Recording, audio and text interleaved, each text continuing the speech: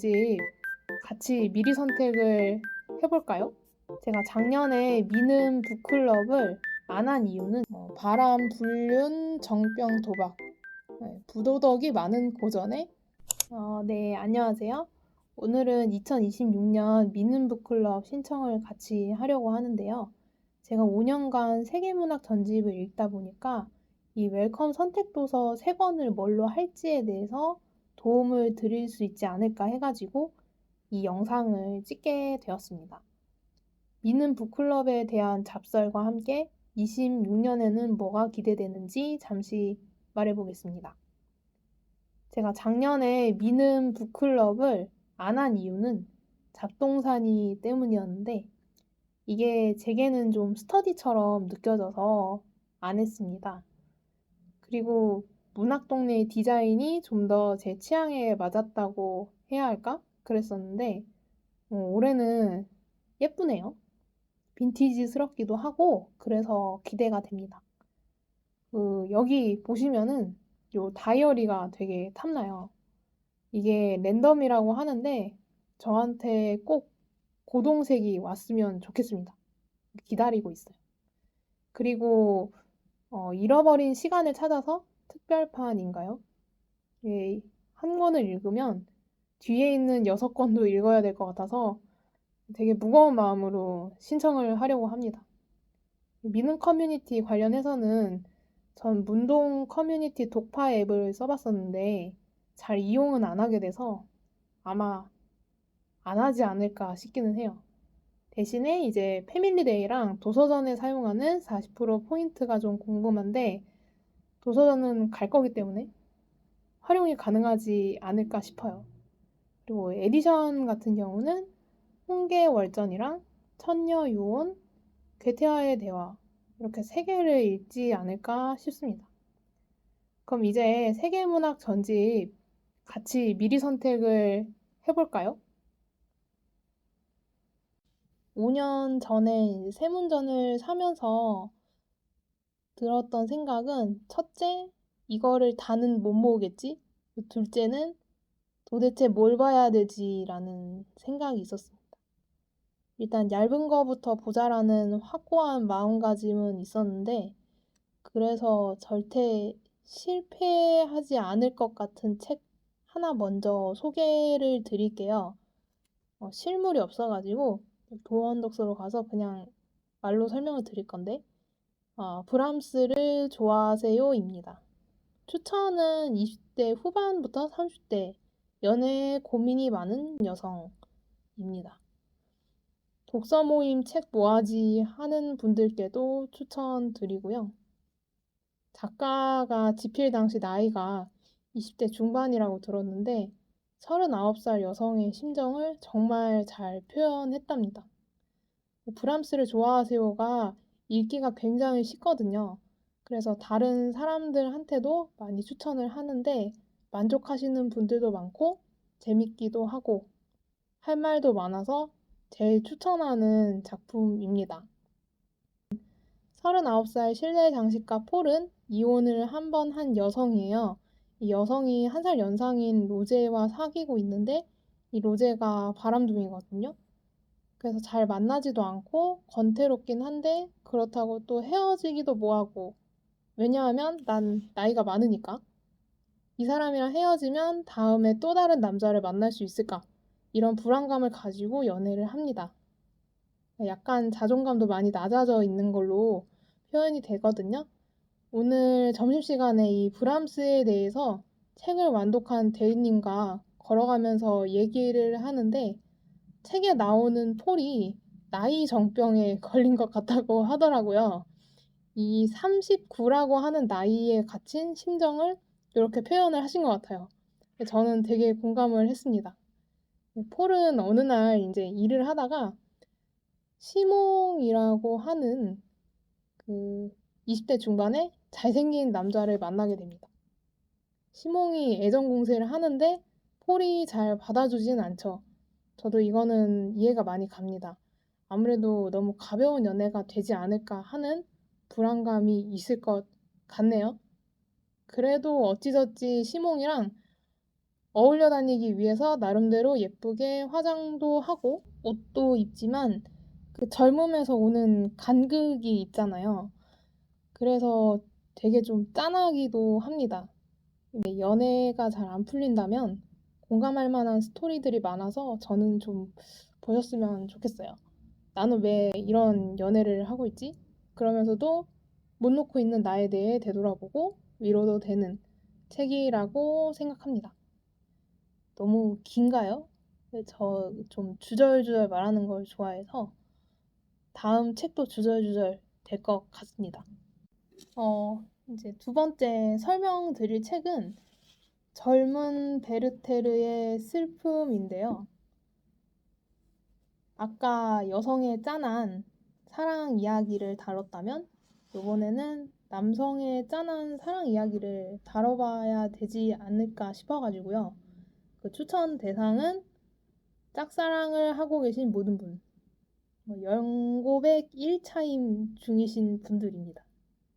고백도 안 했는데 차인 느낌, 그 베르테르가 아닐까. 주인공 베르테르가 짝사랑을 정말 진하게 하거든요. 그 심정을 친구한테 편지를 써서 얘기를 해요. 그래서 몇 월 며칠 내가 좋아하는 여자를 봤는데 이 여자가 나한테 눈길을 주더라. 안 주더라. 무슨 생각일까? 왜 저럴까? 뭐 이런 내용들이 구구절절하게 담겨 있어요. 그래서 되게 순수하다라고도 많이 생각을 했습니다. 그 롯데 있잖아요. 롯데의 이름의 유래가 이 소설의 여주인공인 그 샤롯데에서 나왔거든요. 그래서 롯데시네마 샤롯데관 보시면은 좀 클래식하잖아요. 그게 소설에서 나온 거를 착안한 것 같습니다.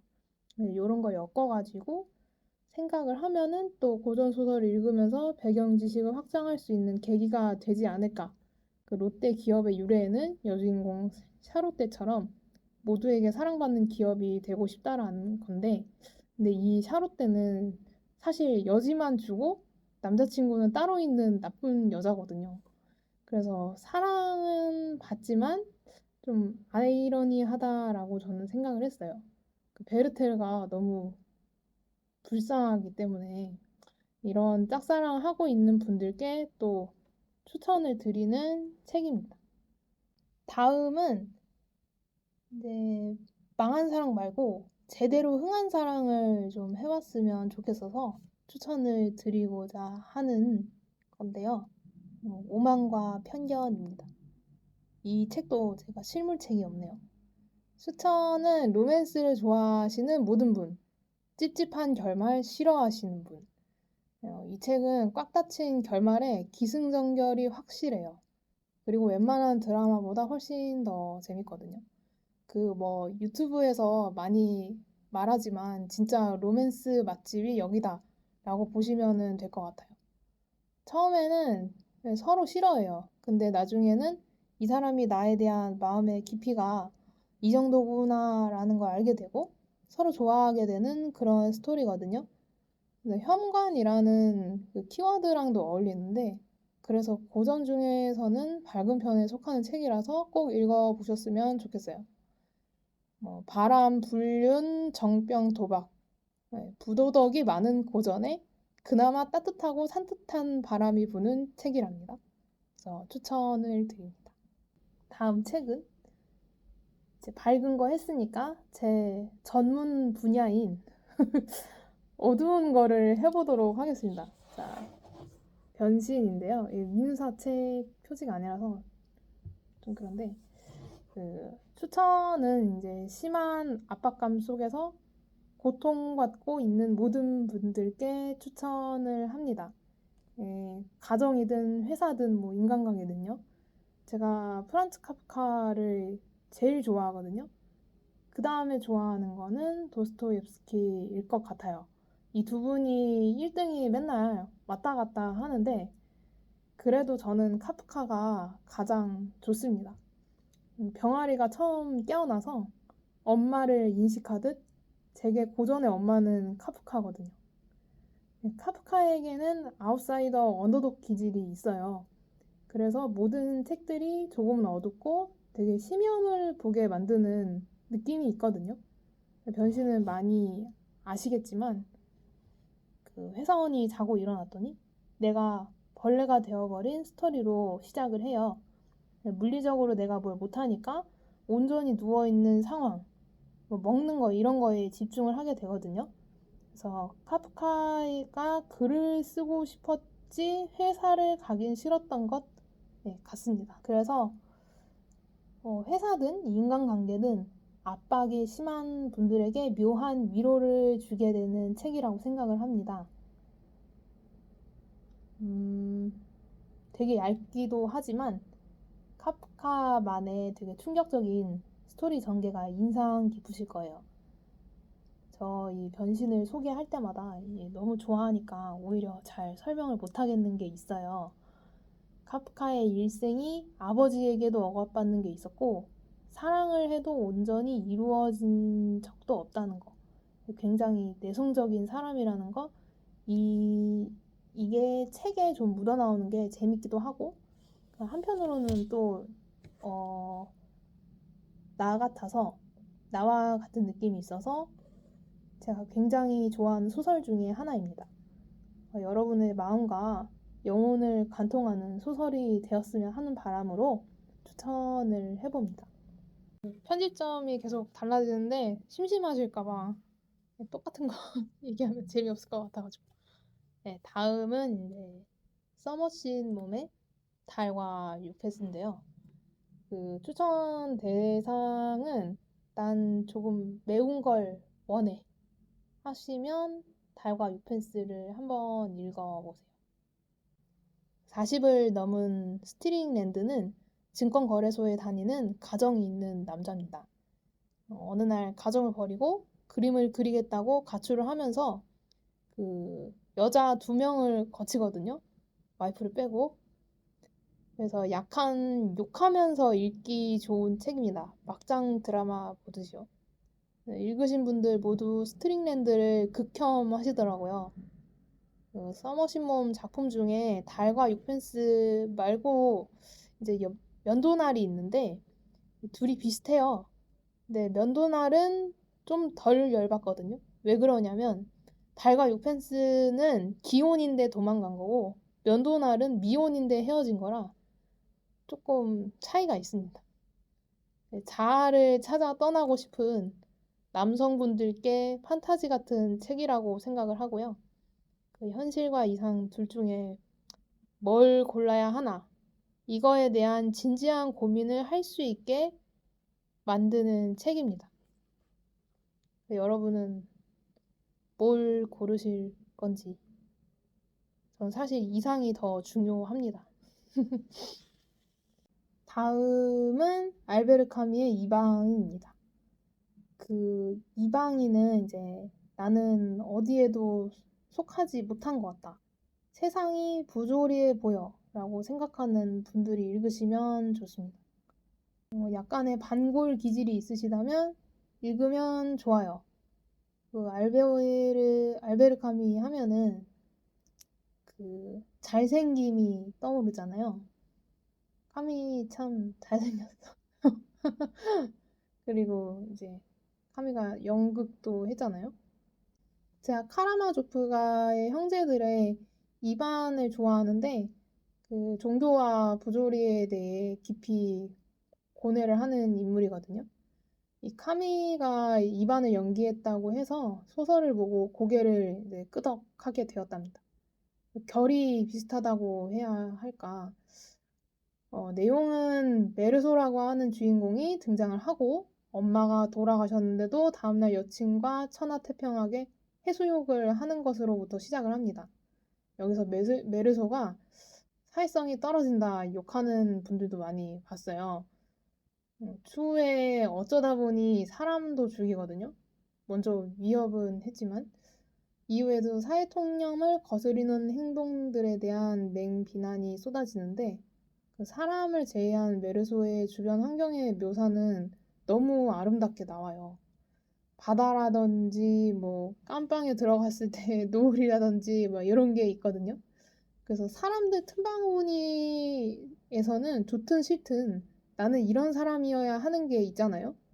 그게 소설에서나마 일탈을 즐길 수 있다는 게 좀 재밌는 포인트가 아닌가 싶고, 그 할 말 못하는 경우가 있는데 할 말 다 하고 사는 메르소를 보면서 그 사회 바깥으로의 나를, 이방인으로서의 나를 메르소에 투영시켜서 실컷 즐길 수 있다는 게 이 이방인의 그 매력이 아닌가 싶습니다.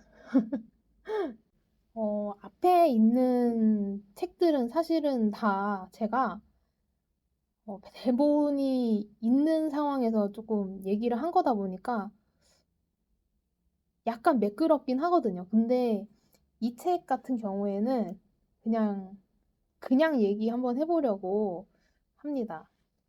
도스토옙스키 죄와 벌이거든요. 저는 도스토옙스키 하면은 처음 드는 생각이 일단 발음이 너무 어렵다. 입니다. 제가 이분을 말할 때마다 너무 힘들거든요. 네, 그 이름이 너무 어려워요. 그렇지만 어쨌든 또 되게 좋아하는 작가이기도 하고, 어, 뭐라고 해야 할까? 그 톨스토이 같은 경우에는 대리석에서 우아하게 걷는 느낌이 든다면, 이 도스토옙스키는 그 비포장 도로에서 걷는 느낌이 들거든요. 굉장히 거친 느낌이 들고, 또 되게 가난한 내용들이 많아요.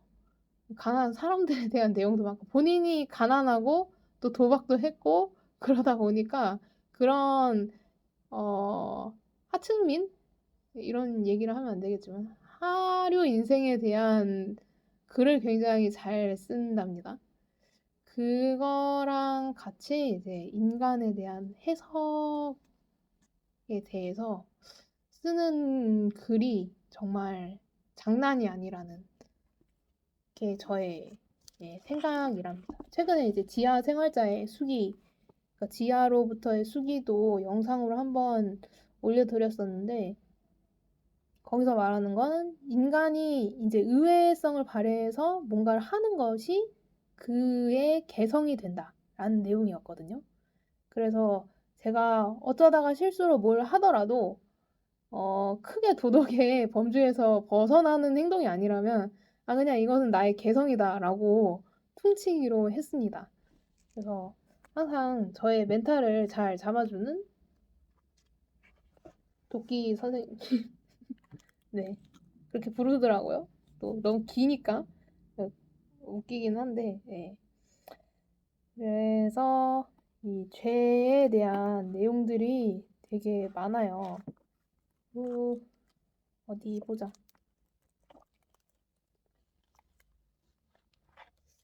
많은 것들에 이렇게 줄을 쳐놔가지고 뭘 보면서 얘기하면은 좋을까라고 했는데, 마침 이겠네요. 아첨에 대한 내용이 있거든요. 제가 되게 좋아하는 문장인데, 그 세상에는 솔직함보다 어려운 것도 절대 없고 또 아첨보다 쉬운 것도 절대 없습니다. 솔직함 속에 100분의 1이라도 가짜의 음조가 섞여들면 당장 불협화음이 일고 이어 스캔들이 시작됩니다. 반면 아첨은 마지막 음조까지 전부 가짜일지라도 그때조차도 다들 그것을 받아들이고 적잖이 만족을 맛보며 경청하는 법입니다. 네. 조잡한 만족일지라도 어쨌거나 만족은 만족이지요. 또 아첨이란 아무리 조잡할지라도 적어도 그중 절반은 반드시 진실처럼 보이는 법이거든요. 이거를 읽으면서 제가 들었던 생각은, 제가 사실은 사회생활을 하면서 그렇게 뭐 아첨을 잘한다, 뭐, 라고는 생각하진 않거든요. 그것도 기술이라고 생각을 합니다. 그냥 저는 그 아첨의 기술이 좀 떨어지는 거고, 근데 그게 이제 인생을 사는데 굉장한 윤활제가 된다면 저는 그 부분을 잘 못하는 거죠. 근데 그 부분이 되게 미워 보일 때도 있어요. 그래서 이거를 보면서, 그래, 사람 중에서 아첨하는 사람들은 이런 게 있지. 그렇지만 나는 말할 때 솔직하지. 뭐 이런 거를 좀 혼자서 되뇌이면서 위로를 하기도 해요.